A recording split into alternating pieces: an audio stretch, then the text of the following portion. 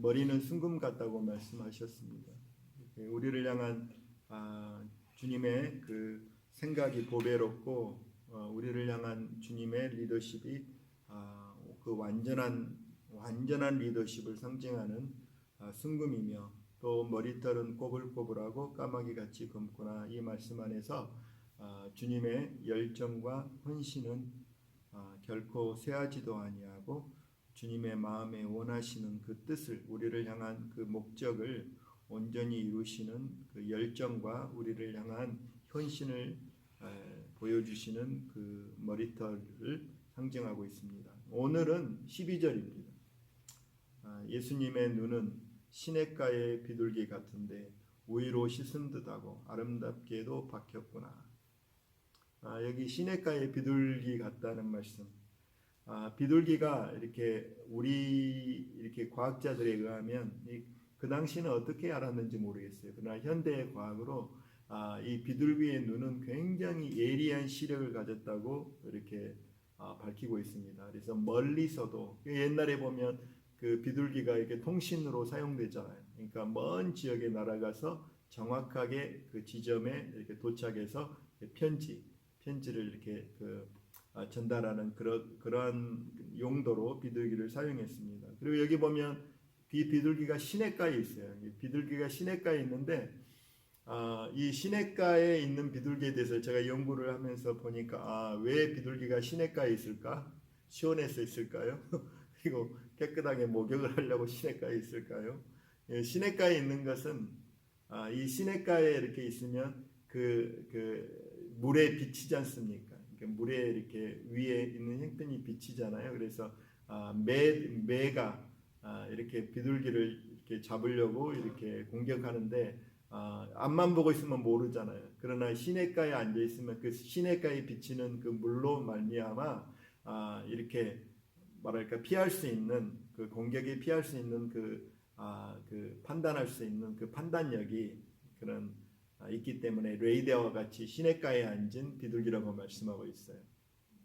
그러니까 여기서 시냇가에 있는 비둘기다 이 말은 주님의 눈이 아주 이렇게 전지적인 모든 것을 감찰하시고 모든 것을 아시고 아주 예리하여서 이렇게 마음의 깊은 뜻과 마음의 깊은 동기까지 살피시는 그런 그 특성을 말씀합니다.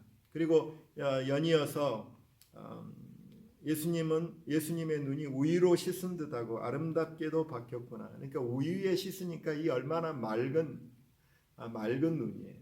그리고 우리를 향하여서 사람이 이렇게 볼 때 사람이 눈이 이렇게 맑고 선한 사람이 이렇게 예수님의 눈을 맑고 선한, 그러니까 전지적인 모든 것을 아시는 그 통찰력을 가지시는 그분이, 모든 것을 아시는 통찰력을 가지신 그분이, 그분의 눈이 너무나 맑고 또한 우리를 향한 눈이 선하다는 거죠. 선한 눈으로 우리를 바라보신다는 겁니다.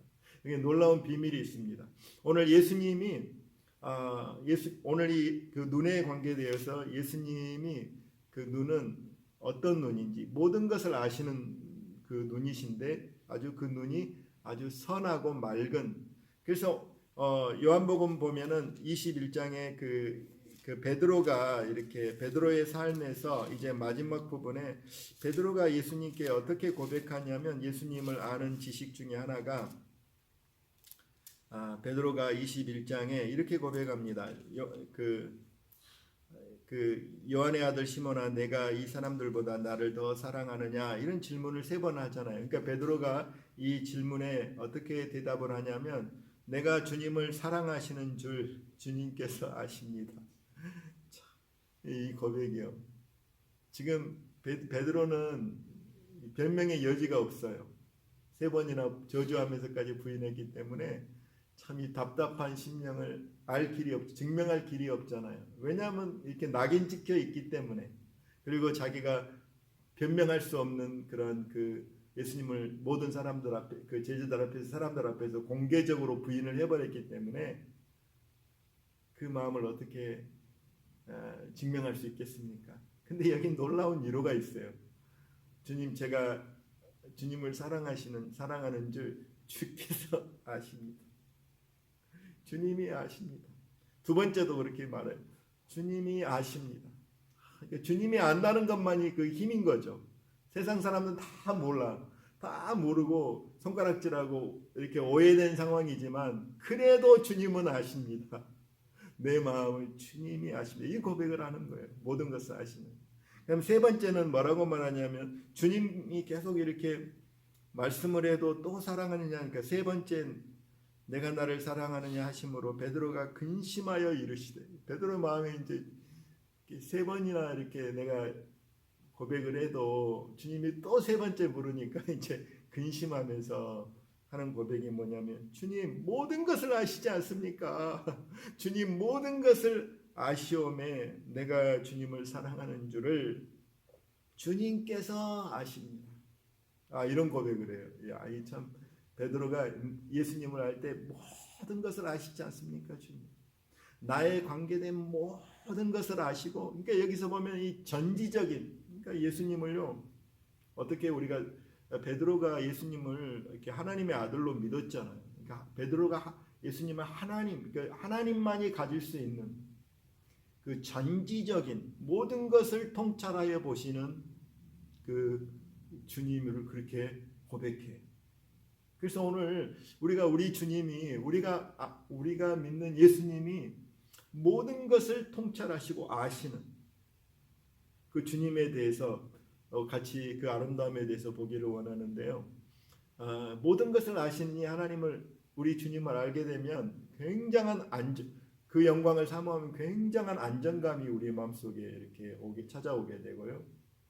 어떤 상황에서도 두려워하지 않는, 염려하지 않는 놀라운 그 안정감을 우리 가운데 주고, 또 모든 것을 아시는 하나님을 더 알아갈수록 우리가 더 하나님 앞에 진실한 사람으로 세워지는 줄 믿습니다. 베드로가 이렇게 모든 것을 아시는 하나님을 신학교 다니면서 책을 통해서 도서관을 통해서 안 게 아니었어요. 이 고백이 있기까지 베드로와 그 예수님과의 만남을 통해서 베드로는 깜짝 놀라고. 그래서 베드로는 함께 하신 예수님이 정말로 모든 것을 아시구나. 나의 모든 내가 말하기 전에 내 생각까지, 내 마음의 깊은 것까지 다 아시는 분이시구나. 이런 그 확신이 있기까지 그 베드로와 예수님과의 만남 속에서 베드로는 예수님의 그 영광을, 예수님의 그 모든 것을 아시는 그 영광을 계속적으로 경험한 것입니다. 우리가 몇 가지만 좀 살펴보면 베드로가 처음 만날 때 요한복음 1장에 처음 만나는 장면이 나오는데요. 이때 요한복음 1장 그 41절 42절 보면 그가 먼저 자기의 형제 시몬을 찾아 말하되 우리가 메시아를 만났다 하고, 여기 보면 이 베드로의 형제 안드레가 메시아를 만나고 나서 이제 가장 가까운 베드로에게 전도를 한 겁니다. 우리가 메시아를 만났다. 그리고 데리고 예수께 오니 예수께서 보시고 이르시되 내가 요한의 아들 시몬이니 장차 게바라 하리라. 예수님이 베드로를 처음 바라볼 때 뭐라고 말하냐면 요한의 아들 시몬이나 장차 게바라리라. 베드로 반석 그 피를 게바르라, 이런 말씀을 선포하는 거예요. 이때 이 베드로는, 여러분 베드로가 예수님의 이런 음성을 듣고 저는 깜짝 놀랐다고 생각합니다. 왜냐하면 내 이름을 아는 거예요. 그리고 내가 누구 아들인 줄 아는 거예요. 한마디로 말하면 내 과거를 아는 거예요. 그리고 내 이름을 내 지금 현재의 모습을 아는 거예요. 그리고 장차 나의 그 미래의 그 모습을 주님이 이렇게 선포하신 거예요. 장차 게바라 하리라. 이때 베드로는 누구였습니까? 갈릴리 지방의 어부였습니다. 갈릴리가 어떤 땅이었습니까? 멸시와 천대 받는 땅이었어요. 지역 출신이 별 볼 일 없어요. 그리고 하루 벌어 하루 사는 그런 가난한 어부였어요. 별 볼 일 없는 어부였어요. 그리고 학력이 무학자였어요. 어디 배우지도 않았어요. 배우지도 없는, 교육이 없는 사람이었어요. 그런 어떻게 보면은 미래가 없는 그런 사람인데 주님이 베드로를 바라보면서 네가 반석이 장차 개발하리라. 반석이 될 것이다. 이렇게 놀라운 그 축복, 그 베드로를 인정해주고 베드로를 축복하는 놀라운 말을 해주고 놀라운 그 애언적 선포를 하는 겁니다. 그때 베드로는 어떻게 해요? 내가 나의 과거를 알고 나의 지금 현재의 모습 보면 결코 나는 반석 같은 인생을 살 인생이 아닌데 나의 과거와 현재의 모습을 볼 때 절대 이렇게 살 수 없는 난데 주님이 이렇게 반석이라고 불러주신 그것에 대해서 개발하고 불러주신 것에 대해서 베드로는 저는 깜짝 놀랐을 것이라고 생각이 됩니다. 저분이 나를 아시는구나. 나의 과거와 현재와 미래를 아시는구나. 그리고 여기 보면 또 그 다음에 이제 베드로가 이렇게 이게 처음 만남이었죠. 근데 두 번째 이렇게 이 성경에 보면 그 베드로가 두 번째 이렇게 주님의 그 제자로 온전히 그렇게 헌신하고 따르게 된 사건이 누가복음 5장에 있게 됩니다. 누가복음 5장에 보면 1절로 이게 보면 이제 무리가 예수님을 막 따라다니니까 그 갈릴리 호숫가에서 그 배가 두 척이 있었는데 그 베드로의 배에 탔습니다. 그리고 베드로에게 배를 띄워서 이제 베드로의 배에 들어갔어요. 왜 베드로의 배에 들어갔을까요? 베드로의 배가 비어 있었습니다. 하루 종일 수고했지만 아무것도 잡지 못한 빈 배였습니다. 그러니까 비어 있으니까 베드로의 배에 예수님이 타셔서 이제 말씀을 전하고 난 뒤에 베드로에게 깊은 데 가서 그물을 내려 고기를 잡으라고 말하고 있습니다. 그때 이제 베드로가 대답하여 이르되 선생님 우리들이 밤이 새도록 수고하였으되 잡은 것이 없지만은 말씀에 의지하여 내가 그물을 내리리이다. 베드로가 참 여기서 이제 자기가 전문가잖아요. 누구보다도 내가 어부잖아요. 고기 잡는 데 있어서는 베드로가 전문가잖아요. 예수님이 깊은 데 가서 그물을 내리라니까 참 기가 찬 소리를 하는 건데 사실은요. 그 베드로가 여기서 내가 밤이 맞도록 수고했는데 아무것도 못 잡았지만 내 경험과 판단과 내 상식에 근거하지 않고 당신의 말씀에 의지해서 멋진 말이에요.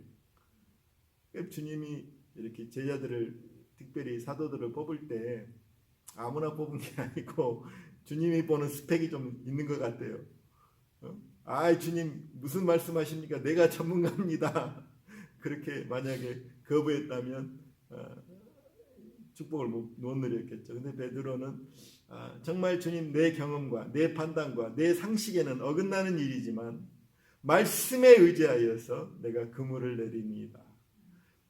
참 그렇게 고백하면서 이제 깊은 데 가서 그물을 내렸는데 이 고기가 이렇게 하도 많아서 그냥 그물이 찢어지는 거예요. 그러면서 이 두 배에 가득 차는 그 만선의 축복을 누게 됐어요.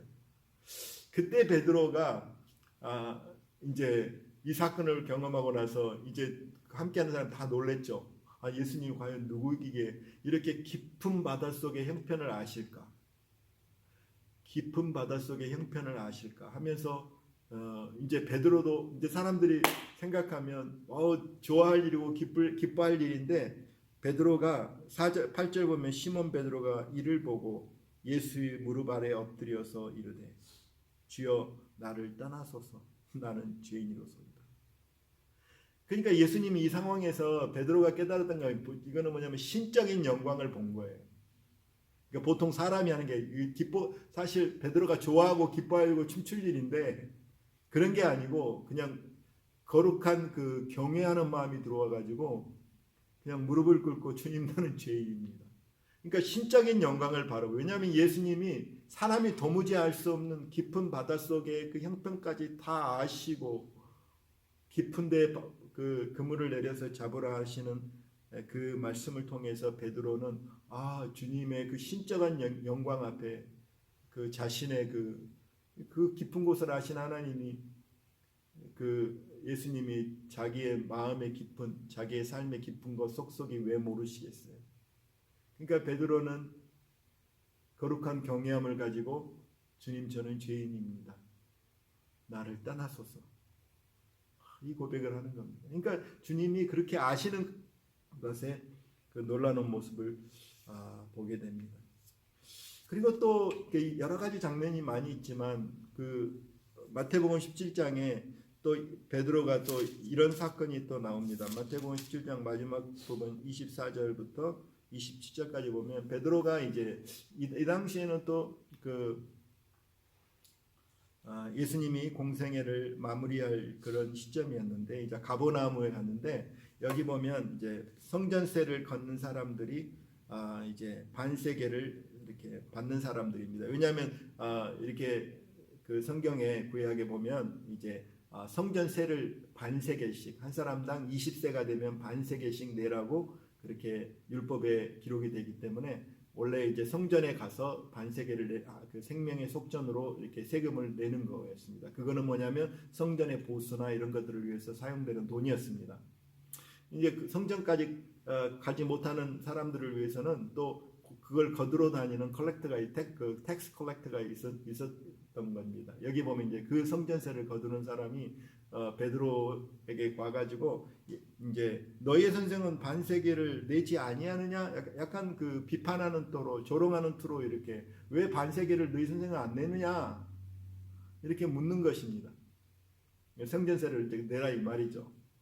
그때 베드로가 예수님을 3년 동안 이제 따라다니고 이렇게 있으면서 참 예수님의 삶 보면 여기 보면 우리가 주시는 메시지가 있어요. 뭐냐면 예수님은 진짜 이렇게 참 가난 있는 게 없는 거죠. 한 세겔이 없는 거예요. 뭐 하는 게 없는 거예요. 근데 여기 보면 이제 베드로가 조금 화가 난 것 같아요. 그래서 낸다. 내가 낸다 하면서 이제 그 낼 거다 하면서 이제 이렇게 그 사람들에게 말을 하고 이제 25절 보면 이제 집에 들어갔어요. 근데 집에 예수님은 집 안에 계셨기 때문에 지금 밖에서 일어난 사건을 몰라요, 그렇죠? 그러면 제가 생각해 봅니다. 베드로는 대단히 다혈적인 사람이기 때문에 조금 불편하고 화난 기색이 아마 베드로 얼굴에 다 나타났을 거예요. 근데 말씀 보면 참 재밌어요. 예수께서 먼저 이르시되 예수님이 먼저 지금 무슨 일이 난지를 다 안 거예요. 집 안에 계시고 집 밖에 있었던 일을 어떻게 알아요? 지금 베드로가 이 말을 가지고 해야 되는데 우리에게 지금 세금 징수원이 와서 한 세계를 반세계를 내라고 합니다. 이 말을 해야 되는데 이 말이 별로 이렇게 예수님께 이렇게 좀 이렇게 기쁨으로 해야 될 이야기가 아니잖아요. 그러니까 이제 이렇게 좀 얼굴이 찌푸둥해가지고 와서 주님 앞에 나가가는데 예수님이 그걸 아시고 이제 질문을 합니다. 뭐냐면 시몬아, 내 생각은 어떠하냐? 세상 임금들이 누구에게 관세와 국세를 받느냐? 자기 아들들에게냐 타인에게냐? 베드로가 이르되 타인에게입니다. 예수께서 이르시되 그렇다면 아들들은 세를 면하리라. 예수님이 놀라운 말을 하는 겁니다. 지금 이렇게 세금을 받을 때 아들 때는 받지 않는다는 그 논리를 의존해서 예수님 말씀하십니다. 그러니까 지금 저 하나님의 전에 세금을 우리는 아들들은 내지 않는다 이 말이잖아요, 그렇죠? 그러니까 이제 이 말이 사실 엄청난 그 무게가 있는 말입니다. 뭐냐면 우리들은 저 생전세 내지 않아도 돼. 왜냐면 우리 아버지 아들들 아니니 아버지의 아들들 아니니 베드로가 이제 이렇게 그 물질적인 필요를 갖고 와서 이 말을 듣고 엄청 위로를 받았을 거예요. 그렇지, 우리는 하나님의 아들이니까 우리는 성전세 안 내도 되지. 이게 놀라운 예수님의 그 선언입니다, 사실은. 근데 예수님이 27절에 또 지혜롭게 이렇게 말합니다. 그러나 우리가 그들이 실족하지 않게 하기 위하여, 그러니까 여기서 중요한 우리가 실족하는 게 아니고 그들이 실족하지 않게 하기 위해서. 그러니까 우리가 하나님의 아들들인데 그들이 실족하지 않기 위해서. 그러니까 그들이 괜히 오해하고 괜히 예수님이 성전세 율법을 어긴다 뭐 이런 것에 대해서 오해하지 않게 하기 위해서 바다에 가서 낚시를 던져 먼저 오르는 고기를 가져 입을 열면 돈 한 세겔을 얻을 것이니 그것을 가져다가 나와 너를 위하여 주라 하시니라. 참 참 이게요, 참 기가 막힌 말씀입니다. 성경엔 사실은요. 그럼 여기서 보면 그러니까 예수님의 그 제자들이 있었잖아요. 예수님 제자들은 다 예수님을 쫓아다니는 상황이었기 때문에 다 세금을 내야 돼. 근데 왜 한 세겔만 필요했을까요? 예수님과 베드로 한 세겔만. 근데 나머지 제자들은요. 그 여기서 놀라운 인사이트가 있는데 나머지 제자들은 전부 다 20세가 됐다 안 됐다? 안 됐다. 그러니까 예수님이 그 당시에 이 예수님은 어떤 사역을 청년 사역을 하셨어요. 이 땅에 있을 때. 그 청년 20대가 안 된 청년 사역을 하신 거예요. 아마 20대가 넘은 사람은 예수님과 베드로. 그러니까 예수님과 그 베드로를 그만 위해서 한 세계를 하는데 예수님이 하신 말씀이 이게 기가 막힌 말씀이에요. 낚시를 하면 아니 세상에 저 그 물속에 여러분 물속에 물고기의 뱃속에 입속에 한 세겔이 있는 걸 누가 어떻게 알아요? 이거 어떻게 알아요? 기가 막힌 이거는 신적인 능력이 아니고는 아무도 알 수가 알 길이 없는 사실이에요. 그러나 이거 주님이 아신 거예요. 그렇다고 생각하면 안다고 뱃속에 있는 거 알았던 거 하면 또 베드로가 낚시를 해서 던져서 그 물고기가 첫 번째로 순서도 정해줘요. 야, 두 번째가 아니고 첫 번째로 잡힌 물고기가 이제 그 물고기다. 아니 세상에 물고기가 그걸 물지 안 물지 어떻게 알아요? 그럼 이게 지극히 작은 일이지만 예수님이 여기까지 않으시는 거예요. 예수님은 전지하시고 전능하신 분이시는 것을 예수님이 전지하시고 다 아시고 또 예수님이 물고기까지 명령해서 저는 이렇게 해요. 물고기가 온 것은 그 주님의 명령에 쫓아서 아무튼 기다리고 있다가 딱 물었지 않았을까. 주님이 이끄시니까 딱 물어서 여니까 물고기가 있는 거예요. 이건 기가 막힌 일이죠. 베드로가 여러분 이걸 순종하면서 베드로의 마음이 어떻겠을까? 베드로가 이걸 순종하면서 베드로가 이걸 어떻게 느꼈을까? 이야, 우리 주님 진짜 놀랍다. 모든 걸 아시는구나. 전지하신 분이시구나. 전능하신 분이시구나. 그렇게 예수님을 알지 않으셨을까요?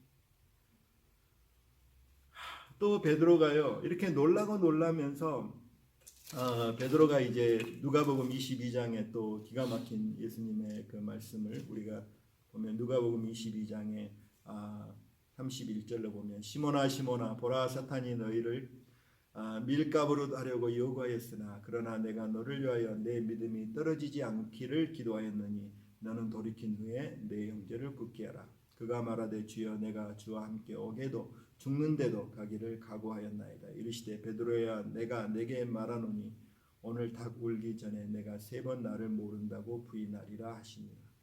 이 참 놀라운 이야기인데요. 근데 예수님이 베드로에게 말씀해 주신 말씀을 통해서 베드로가 베드로를 아시는데 이 베드로의 이렇게 넘어짐과 실패를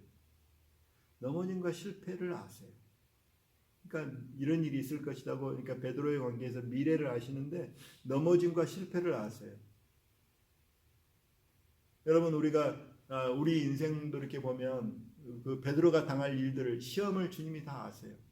이 시험을 승리하기 위해서도록 뭐라고 말하면 이걸 당할 걸 아시고 주님 쪽에서 뭐냐면 사단이 그 베드로를 시험할 때 주님은 믿음이 떨어지지 않기를 위해서 기도했다고 말씀하고 있어요. 그러니까 그 시험을 당할 때에 그 상황을 이길 수 있는 그 믿음을 공급하신 이가 예수님이세요. 그러니까 우리도 어려움을 당할 때 주님이 그 어려움을 넉넉히 이겨나갈 수 있도록 주님이 허락하실 때는 넉넉히 이겨나갈 수 있도록 믿음도 공급하시고 모든 필요를 주님이 우리 안에서 공급해 주시는 분이세요. 여기 말씀을 보면. 그러면서 예수님이 참 아시는 건 이건 주님이 허락하셨어요. 감당치 못한 시험을 허락지 않으시지만 이 시험을 허락하신 건 뭐냐면 베드로에게 유익이 되기 때문에 허락하신 거예요. 넘어짐이 유익이 되고 주님 내가 할 수 있습니다. 아주 자기의 헌신에 자신감이 있었던 베드로가 철저히 깨어지죠. 내 각오가 인간적인 노력과 헌신과 이것이 정말 내 결심이 아무것도 아니구나. 그러면서 주님이 이렇게 3번이나 부인할 것도 아시고 또 뭐 또 아시냐면 베드로가 회개하고 돌이킬 것도 아세요. 그 뭐냐면 자 여기 말씀 보면 그 32절에 누가복음 22장 32절에 그러나 내가 너를 위하여 내 믿음이 떨어지지 않기를 기도하였느니 너는 돌이킨 후에 내 형제를 굳게 하랴.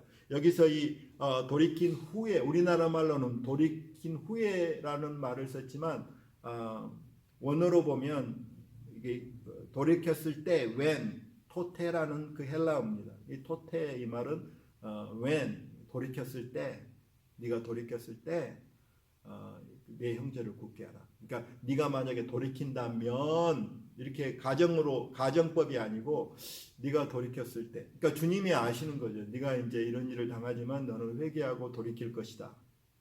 이걸 주님이 아시면서 넘어짐도 아시고 실패도 아시고 다시 돌이킬 것도 아시면서 이렇게 형제들을 굳게 하라고 말씀하시면서 그 예수님이 3번 부인할 것을 아세요. 그러니까 이런 과정을 통해서 베드로는 예수님이 어떤 분인지 알며 이렇게 경험하면서 예수님은 정말 나의 과거를 아시고 나의 현재도 아시고 나의 미래도 아시고 또 예수님이 나의 여정을 다 아시는구나. 내 마음속 깊은 곳 내가 지금 생각하면서 말할 말까지 미리 말씀하시는구나. 내가 지금 고민하고 있는 것 걱정하고 있는 것을 주님이 아시는구나. 이걸 베드로는 그 예수님과의 경험을 통해서 아는 겁니다. 그러면서 다시 이제 그 요한복음 21장에 예수님이 이렇게 말씀하십니다. 18절 보면 내가 진실로 진실로 내게 이르노니 내가 젊어서는 스스로 뛰고 원하는 곳으로 다녔거니와 늙어서는 내 팔을 벌리리니 남이 내게 띠를 띠고 원하지 아니하는 곳으로 데리고 가리라. 이 말씀을 하시면 베드로가 어떠한 죽음으로 하나님께 영광을 돌릴 것을 가리키심이더라. 이 말씀을 하시고 베드로에게 이르시되 나를 따르라 하시니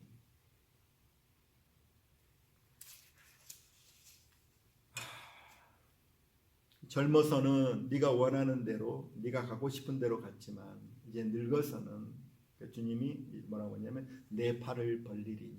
그러니까 예수님이 이때 예수님이 베드로가 3번이나 부인하였고 내가 옥에도 가고 주님과 함께 죽는 데까지 갈 각오가 되었습니다. 이렇게 말할 때 그때 예수님은 3번이나 너가 나를 부인하리라고 이렇게 말씀하셨지만 이것이 실제로 이루어졌지만 이제 그런 베드로에게 어떤 놀라운 위로를 하냐면 네가 네 팔을 벌릴 것이다. 그러니까 죽음의 십자가의 형을 바라보면서 이제 베드로의 그 마지막 어떠한 죽음으로 하나님께 영광 돌릴 것까지 주님이 보시면서 내가 볼 때 그걸 보시면서 주님의 마음은 참 감동하셨을 거예요. 주님 베드로가 이런 사람으로 하나님께서 이끄시고 인도하신다는 것을 주님 말씀하셨어요. 자, 그래서요 오늘 이 말씀을 잘 보면 그 주님이 모든 것을 아시는 하나님. 그러니까 이것이 저와 여러분의 관계에서 나의 과거를 아시고 나의 현재를 아시고 나의 미래를 아시는 하나님.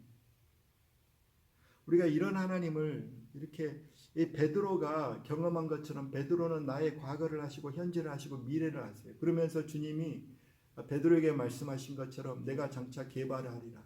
내가 사람 낚는 업으로 내가 너를 만들리라. 그리고 네가 예수 이름을 부인해서 3번이나 부인한 사람이지만 네 생명보다도 예수님을 더 사랑하는 자로 내가 세우고야 말리라.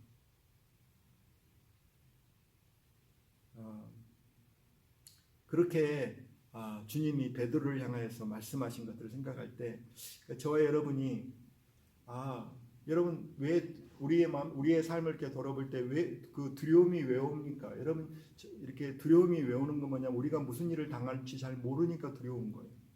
어떤 어려움을 당할지 우리는 잘 몰라요.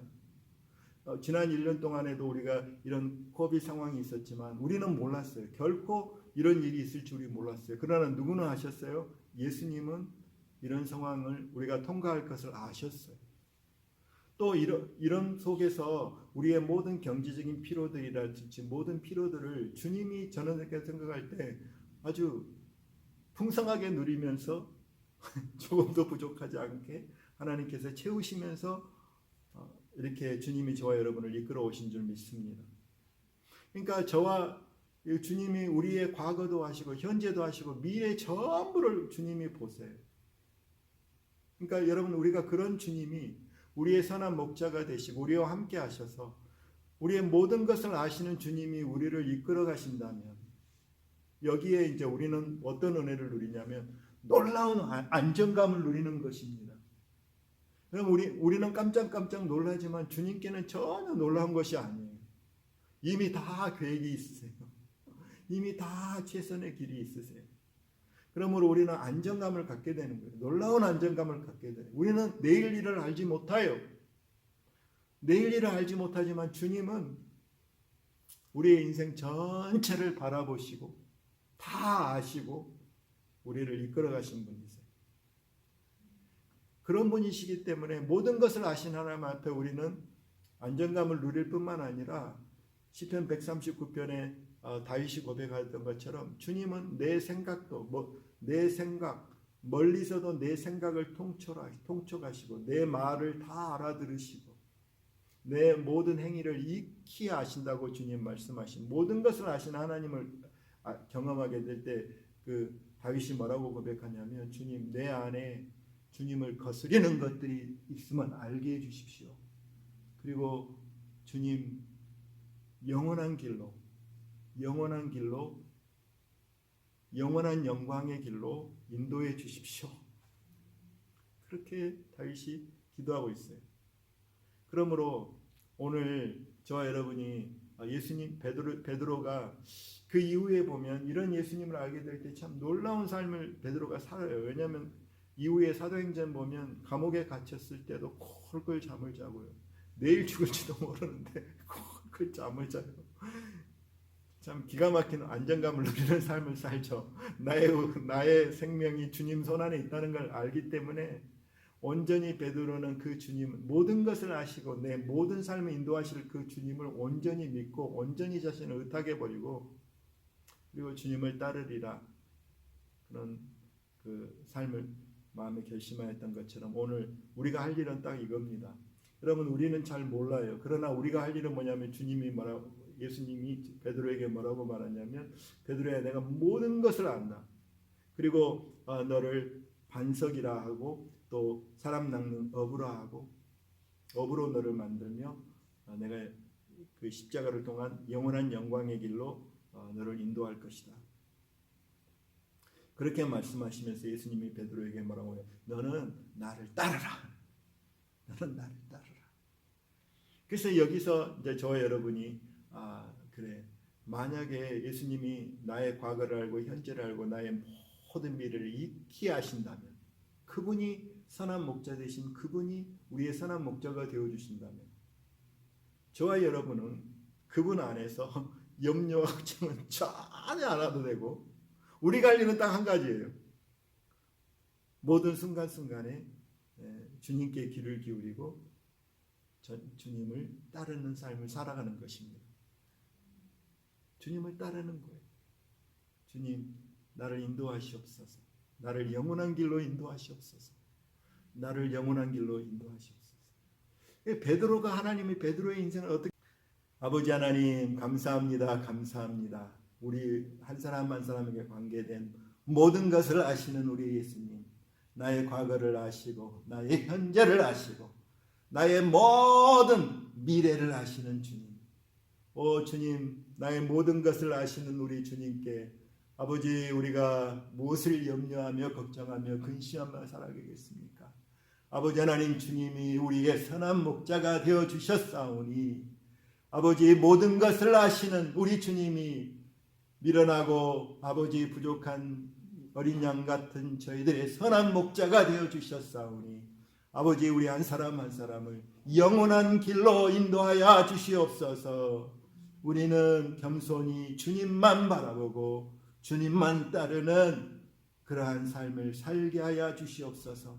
베드로에게 최선을 아시고 베드로에게 최선을 이루신 주님이 주님 우리의 삶 가운데 최선을 아시고 가장 좋은 것으로 주시기를 기뻐하시는 아버지시오니 주님 우리의 삶 속에 주님의 최선의 뜻을 이루어 주시고 주님의 최선의 길로 인도하셔서 주님 가장 좋은 것으로 이끄시고 인도하시는 우리 주님의 은혜를 사모하오니 우리를 한 걸음 한 걸음 그렇게 인도하여 주실 때에 우리가 주님만 바라보고 주님과 겸손히 동행하는 축복을 누리게 하여 주시옵소서.